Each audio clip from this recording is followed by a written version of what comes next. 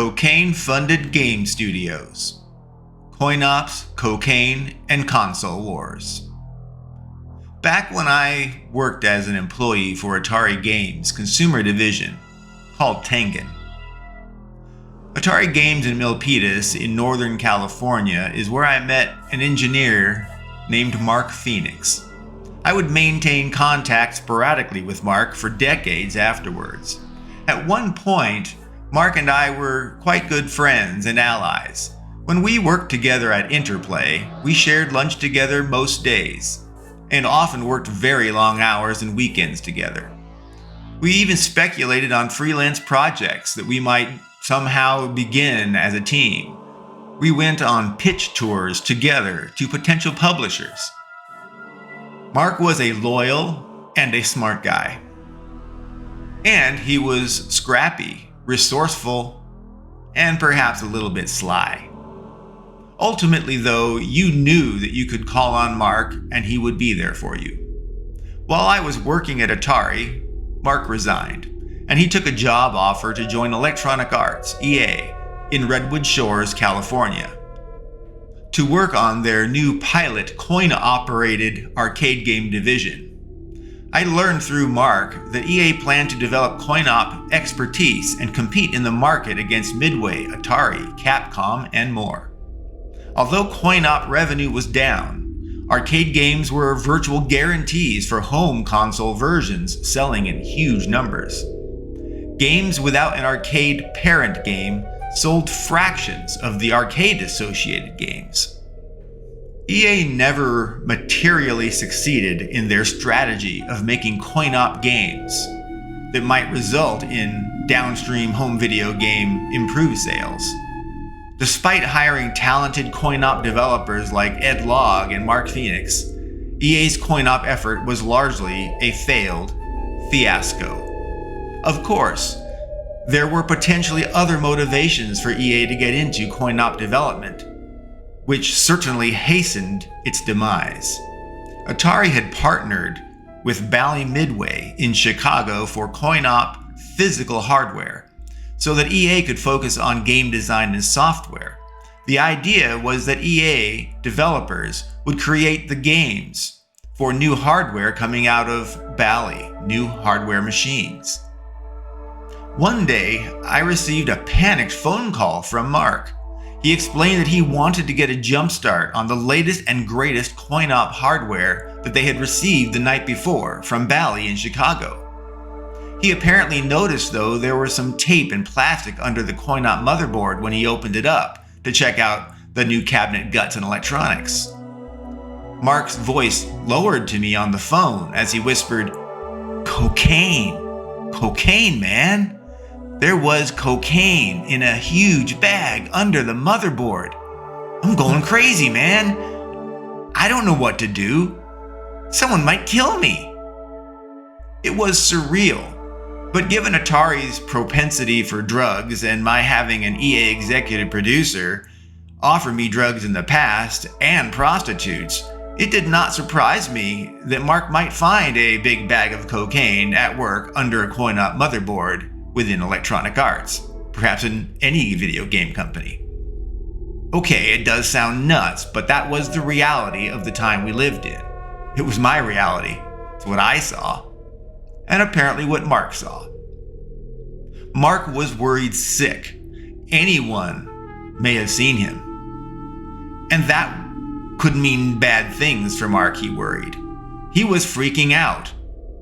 He could not hide it. He imagined at work anyone around would easily see that he was spiraling out of control. But after a few days of finding the white powder of his nightmare, Mark contemplated going to the police or calling the FBI. But he also thought in all those cases that might end badly for him, and so he spiraled and stalled. After not finding any practical solution to finding a large amount of cocaine at work, Mark decided to mention his discovery to the vice president who managed his division. Apparently, the VP was shocked, and he assured Mark that he would investigate the matter immediately. Finally, the VP spoke with Mark about his findings. He explained the CoinOp idea was just not taking off for Electronic Arts the way they had hoped. But they really did appreciate how great Mark had worked and his work ethic, and how productive he proved himself to be. And so, to keep great people working with Electronic Arts, the vice president said that EA would like to offer Mark an opportunity to build a brand new company all around himself, Mark, as its founder and president. It would have its own remote studio outside of Electronic Arts. Mark immediately imagined this could be a payoff, a bribe, to keep his mouth shut about the cocaine discovery that he had reported. Or maybe it was totally legitimate, an offer that resulted because he was highly talented and did great work. Pragmatically, Mark agreed to take the opportunity and embrace his self-imposed gagged silence. The money was amazing, and EA paid for all equipment, software, building lease, and they fronted startup seed cash on top of a generous advance against royalties to pay Mark and staff he might hire. As I recall, his first game was either called Knockout Kings or Fight Night. It was an existing solid EA intellectual property, or IP, that they had, so a sequel was almost guaranteed to be successful, and it would be a somewhat straightforward product for Mark to make. So Mark was set. He was set for success. All because of one late night he found smuggled cocaine under a CoinOp arcade machine motherboard in Electronic Arts. It's a crazy world how a company can get funded and get started. So yeah, Mark may have compromised his integrity to make a lot of money under the company name of PhoenixSoft and Phoenix Games and others over the years. Or perhaps he was just a lucky, talented go-getter that was in the right place at the right time, and he did a great job, which he was able to capitalize on and create even more opportunity for himself. I always respected Mark, but I confess when I felt like he may have sold out, I did lose a little respect. That he was willing to look the other way for potential gains. But otherwise, I found many other ways to respect and appreciate Mark. I did and still consider Mark Phoenix a friend.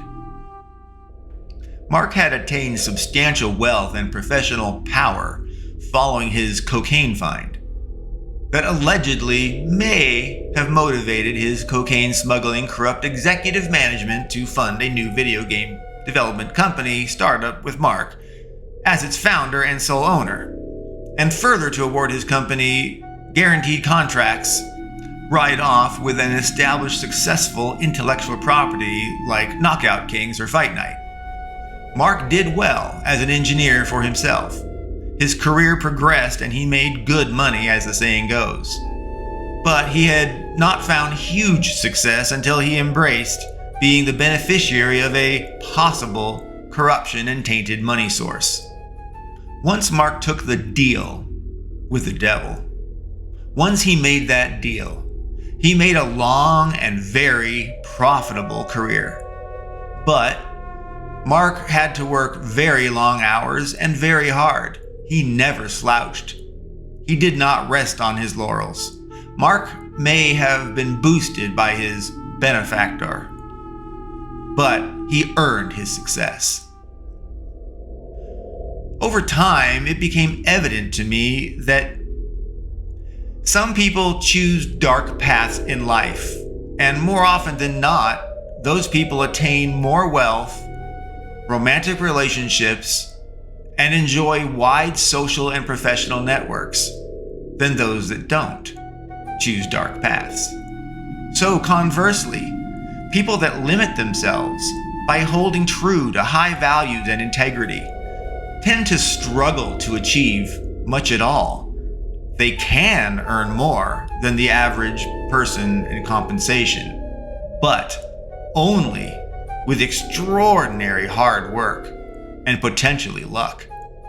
Even with the reward from incredible effort, those that work so hard and with high integrity, their reward still pales in comparison to the golden spoon, wealth, the standing and social life gifted to those that pursue the dark path and have compromised souls. In fact, people that discard their moral shackles and go after their desires like libertines seem to have more fun and attain more in and out of life than people that do not shed their honor and their integrity. They shed their moral shackles and move forward, just as a serpent loses its skin and slithers onward. Evil tends to pay off for most people. Moving on to another tale. While working at Atari, I had recently left Atari Games and was working for Mindscape as an employee on Chessmaster for Windows. I got a phone call one night. It was nuts. Atari Games informed me that Time Warner, Atari Games, and Tengen were all named as targets for a lawsuit against them from a school teacher alleging my game, Awesome Possum, was inspired, if not stolen, from something that teacher had written himself. I received a summons to be deposed for a lawsuit against Time Warner stating that they stole this third grade school teacher's idea of Awesome Possum. Awesome Possum was an idea that I had from my speech and debate class, and it was inspired by my Grand Canyon can collection experience that I did as a kid. The idea that I stole, my idea, was preposterous and crazy to me. Thankfully, Time Warner was fed up with nuisance suits, and they said they wanted to fight it, as long as I agreed to fight it with them. Not being an employee, I would not be compensated for my time beyond some apparent fixed court deposition rate. The deposition pay was symbolic, as it was ridiculously small.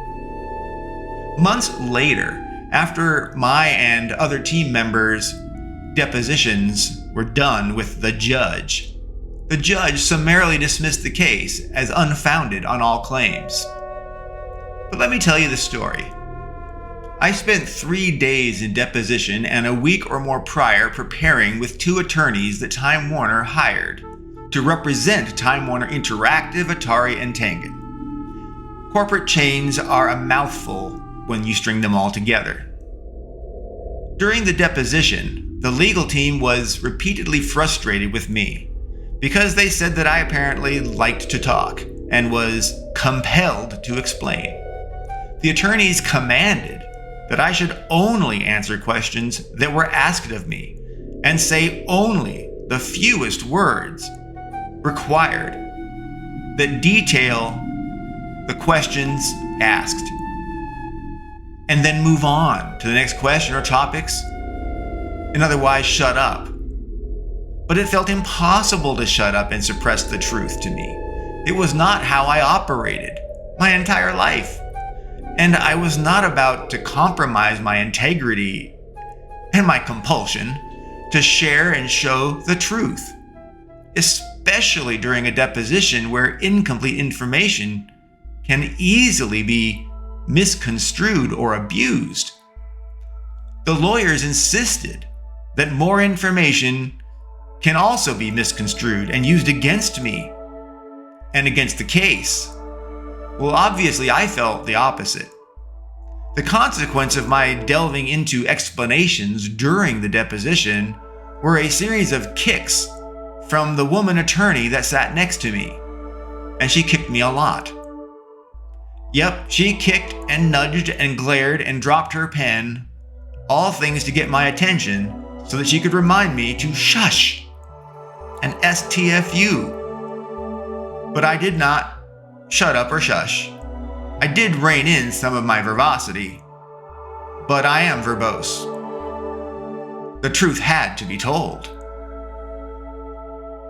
During the lawsuit, while defending Awesome Possum, the opposing counsel attempted to say that I was full of hubris, and they had proof that exemplified my attitude, that I was above the law and could do no wrong, and thus I was lying or ignorant of my own malfeasance.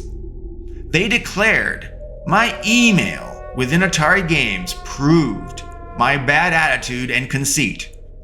They noted that my email name was God Seaborn. That's G-A-W-D, God, Seaborn, my name, S-E-A-B-O-R-N-E. God Seaborn. So what does God Seaborn mean? It means God was the name of the server, the central VAX computer system, and Seaborn was my name as a user on it. Let's continue. They presumed I called myself God, G-A-W-D, but avoided the spelling of God, G-O-D, to evade corporate wrath. It was laughable how ignorant the lawyers were. The central VAX mainframe computer that drove all things for Atari was housed in a huge 30-foot by 30-foot refrigerated room. It was wall-to-wall and floor-to-ceiling, massive computers and racks of data storage and cabinets, backup reels, all sorts of stuff. Old school stuff. The Atari VAX system managed email. The VAX system was so powerful and vast, it was called God. But a joke of God, G-A-W-D, like Southern California girls, God. It was the heart, though, of Atari's operation. It stored source code, documents, emails, tools, everything that Atari had and used. Everyone working with an Atari had God as part of their name. It was God, username. And therefore, I was God Seaborn. And now that I schooled the opposing lawyers in mainframe computers and email naming and routing, they were embarrassed and moved on from that topic. It's funny, the lawyers thought they had me, and instead I had them. It made them look so foolish and naive and willing to jump to silly conclusions that it eroded other arguments in the future. Months later, after my and other team members' depositions to the judge were completed, as I said, the case was summarily dismissed. Apparently, my speech and debate history were key to Atari's victory, despite my mother and I being unable to find a copy of it. My recollection of details were sufficient to convince the judge of my veracity. And so, I won. Awesome Possum was mine as it always was, rightfully.